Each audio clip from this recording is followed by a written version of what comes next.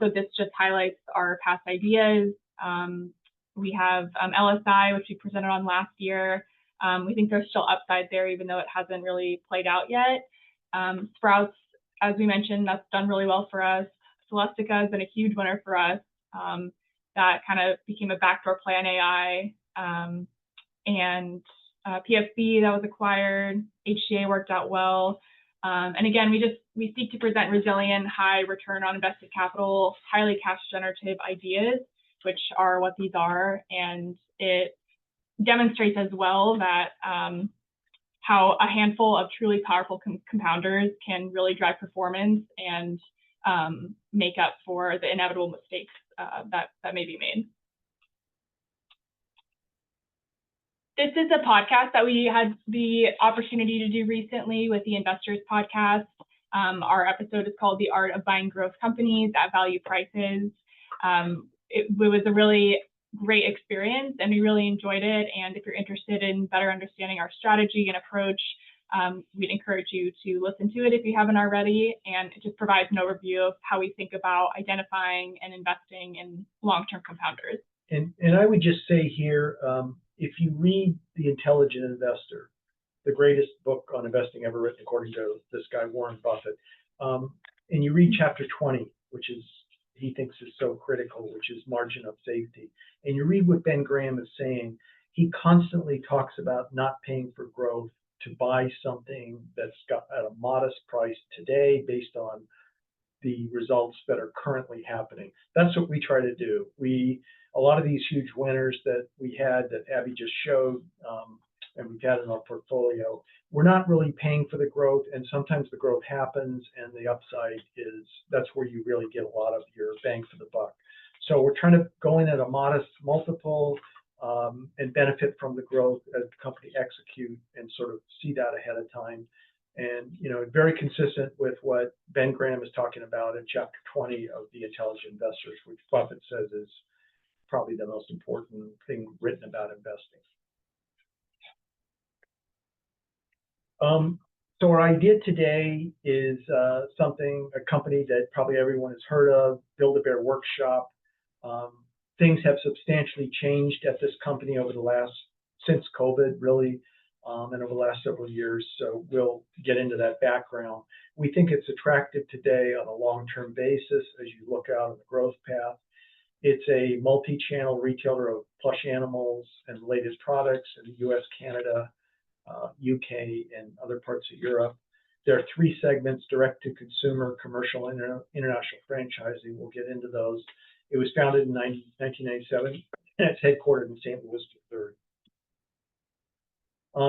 So there's a lot of characteristics about Build-A-Bear that we like, that we look at lots of companies and lots of investment write-ups, and we sort of put our framework over them. Is it a low cap type of company, or that's what we're looking for? So Build-A-Bear checks a lot of our boxes. We have a checklist that we go through. It's got a highly resilient business model with deep customer loyalty.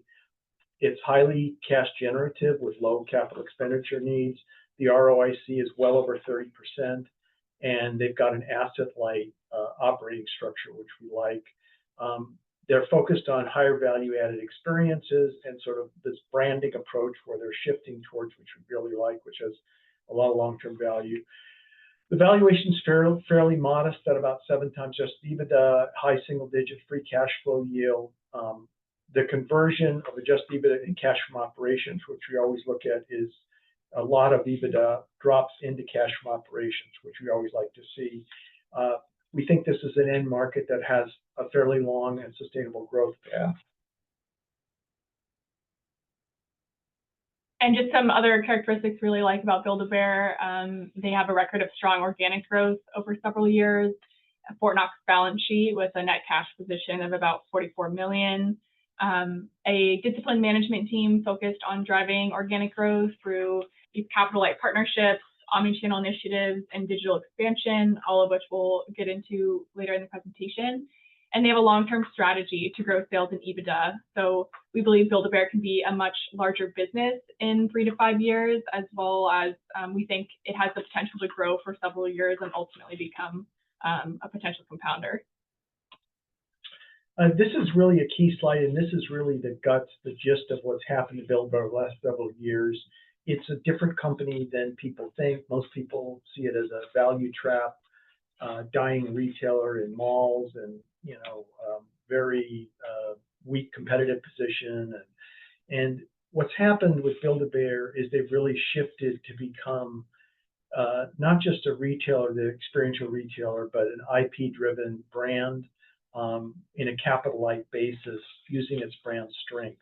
And what's happening is the revenues that Build-A-Bear gets from third parties licensing is rapidly climbing, and the amount of those revenues, dollar amount, is not that great relative to the size of the whole company, but the profitability is extremely high. These are very high margin revenues with 50% pre-tax margins and very little capital or operating costs. So this is if they continue to execute this, and it's particularly happening internationally, and they are ramping with some really interesting partners. The third-party stores in 24 grew 40% to about 130 locations, and we think there's international potential here for 400 to 500 units.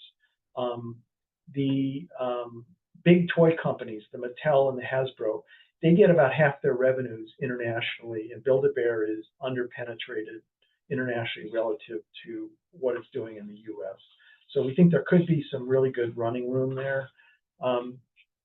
These stores, the third-party stores they're doing, in many cases, they do a sort of a store within a store, and a very well-established retailer in a foreign market that has a long track record and knows it will take part of their store space and give it to Build-A-Bear and put a little store within a store there and operate that.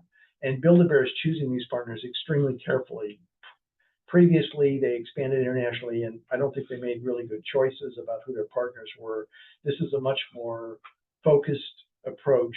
And so Build-A-Bear is not even charging with a license fee to these partners. They're just selling as a wholesaler to these partners. The partner puts all the capital up to do the store within a store, and Build-A-Bear is selling at a 50% profit margin merchandise in there. And so it really builds their brand, and it does it in a very economical way with very high returns on capital. So they're much more profitable than even franchise stores. There's been no churn to date. The ramp has happened in the last year or two, so we'll have to see how it plays out. But I think the market is starting to figure this out, but it still sees Build-A-Bear as sort of a legacy retailer, where we see it's becoming more of a brand and a global brand. I don't think other players are allowed to assemble the bear, have that experiential relationship in the store. So it's a bit unique. And so these store within stores have been highly successful so far, and they have a lot of discussions with additional international retail partners in particular, and brand extensions that we think can drive more value. And because they're not putting capital up to build these out, they generate a lot of free cash flow, and we think they'll continue to buy stock back at attractive valuations to drive the compounding. This is a slide from their recent investor presentation and highlights how fiscal 2024 was the most profitable year in their company history. And 2024 was their fourth consecutive year of record growth and profits. And you can see a snapshot of the financials to the left, and you'll note that the free cash flow and cash return are very significant. The free cash flow in 2024 was actually somewhat depressed because of working capital issues. And we see that as more of a 35 to 40 million number going forward. So really, we just see a company here that can grow and return cash at the same time, which is a very hard thing for most companies to do. This is a slide just with some comments from management about their 2025 outlook. So they recently reiterated their 2025 revenue guidance and updated its pre-tax income guidance inclusive of the current tariff rates. Specifically, they continue to expect total revenues to grow on a mid-single-digit percentage basis, and they now expect pre-tax income in the range of 61 to 67 million. 24 pre-tax income was 67 million, and they continue to expect net new unit growth of at least 50 experienced locations through a combination of corporately managed, partner-operated, and franchised business models. They expect CapEx in the range of 20 to 25 million, and they estimate that tariffs will add about 10 million in annual expenses in fiscal 2025. But they're mitigating the impacts of the tariffs by diversifying its supply chain and pulling forward inventory purchases. This slide shows the sales of the retail business, which they've really strengthened post-pandemic. All their retail stores are profitable. They're averaging a 25% store level margin. They're in 8 malls and the stronger malls that are out there. So we think that's a pretty stable source of cash generation. I don't know if it'll be the biggest piece of growth, but you're seeing on the third-party revenue side how that third-party revenue has ramped up significantly. There's some franchise in there as well as this commercial partnership revenue. And, you know, it doesn't stick out relative to the size of the retail sales. So people tend to just look at the revenues and they don't see the underlying profit. If you go to the next page, you can see there are 3 businesses, the retail, commercial, and international franchising. And you see here that the revenue on each of these, you see the store counts, but the revenue on each of these is, you know, the retail revenue is very large, the commercial, you know, 31, not as large in the franchising. But if you look at the profit margins, you can see almost half of that commercial revenue drops to profitability, even more than the franchising revenue.